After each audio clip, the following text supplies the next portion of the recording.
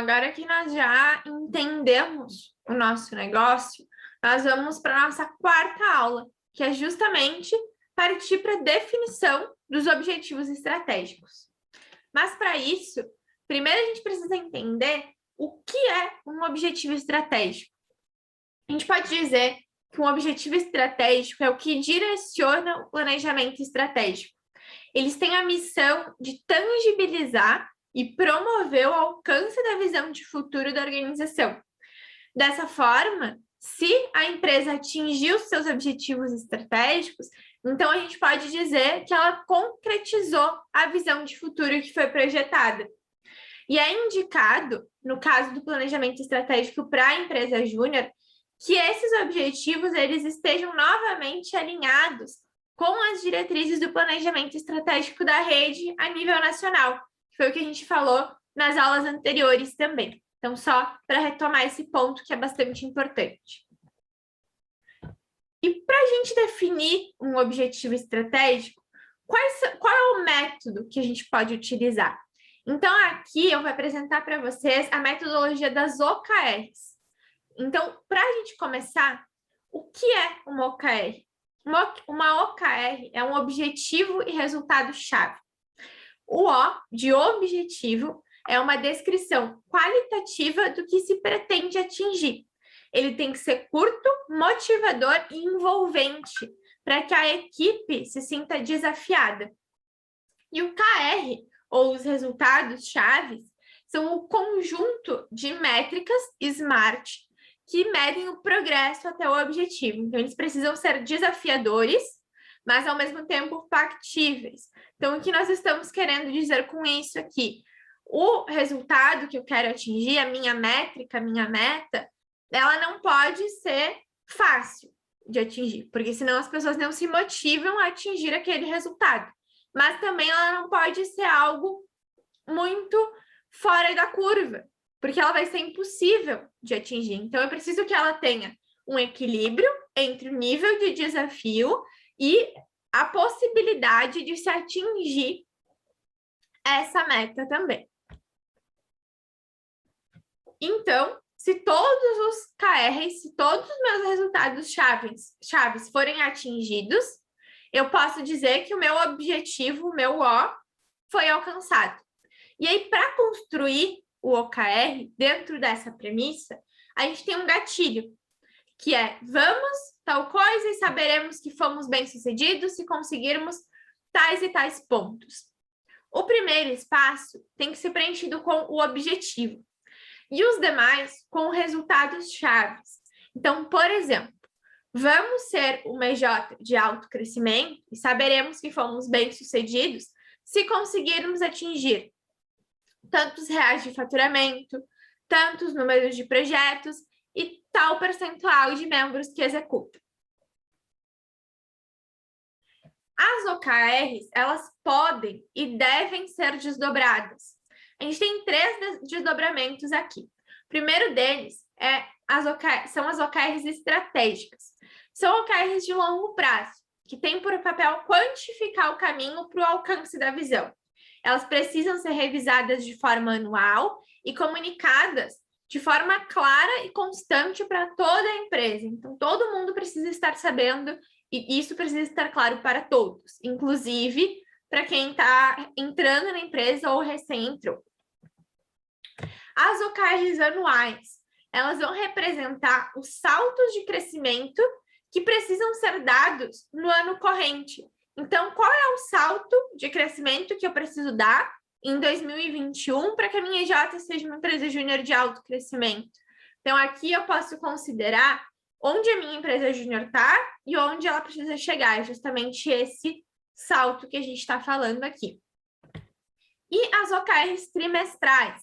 Na verdade, a gente chama de OKRs trimestrais porque é uma sugestão de que as OKRs anuais sejam quebradas em OKRs trimestrais, em trimestres.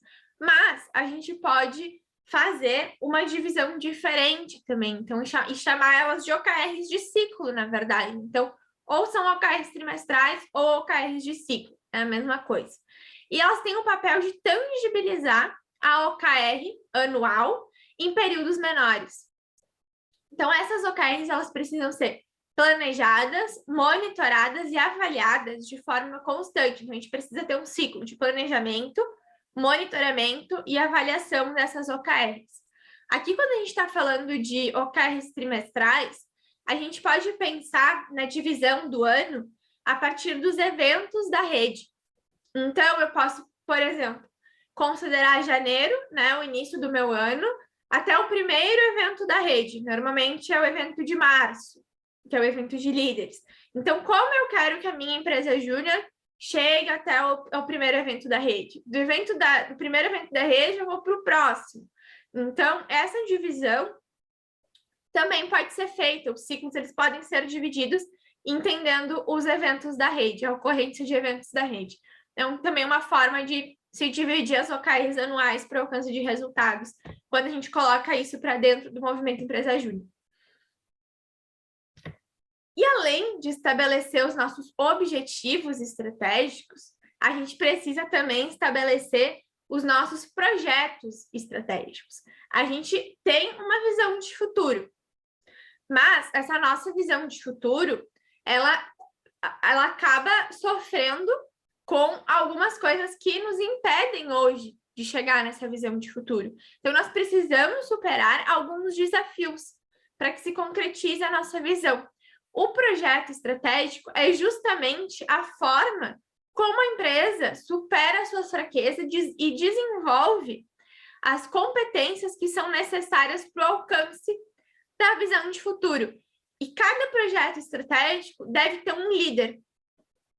Não necessariamente o líder precisa ser alguma liderança formal da EJ, um diretor.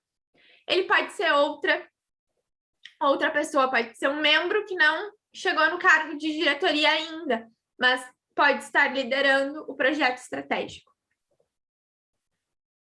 Para a gente estabelecer o projeto estratégico, a gente precisa observar alguns pontos.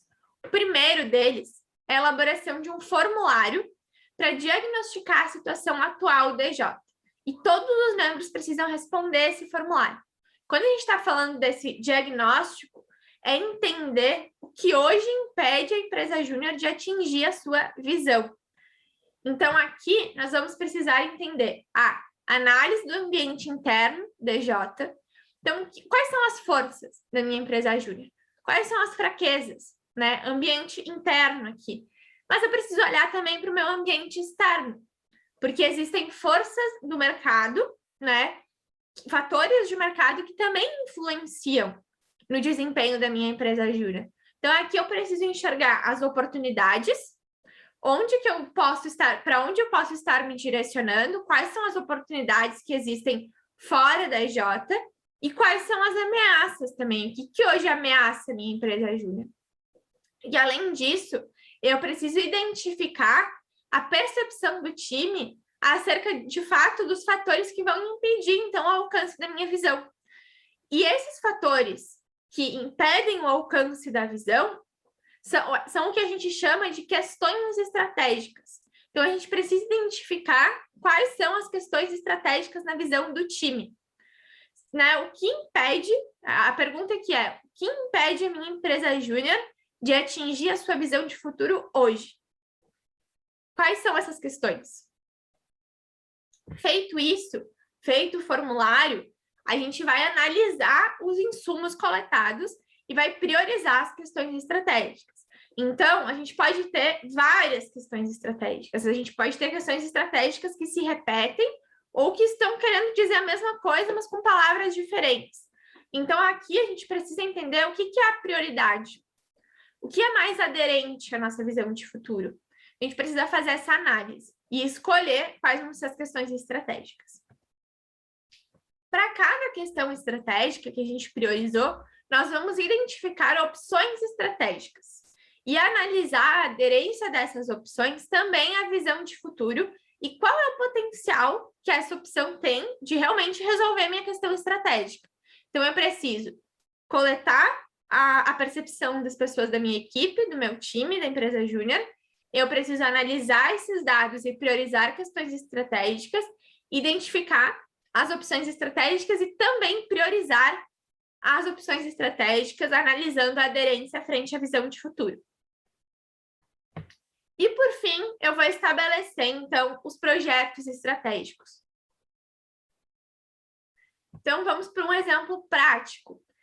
Vamos considerar uma EJ fictícia novamente, em que a visão é ser a maior empresa júnior do curso X no estado até o ano de 2024.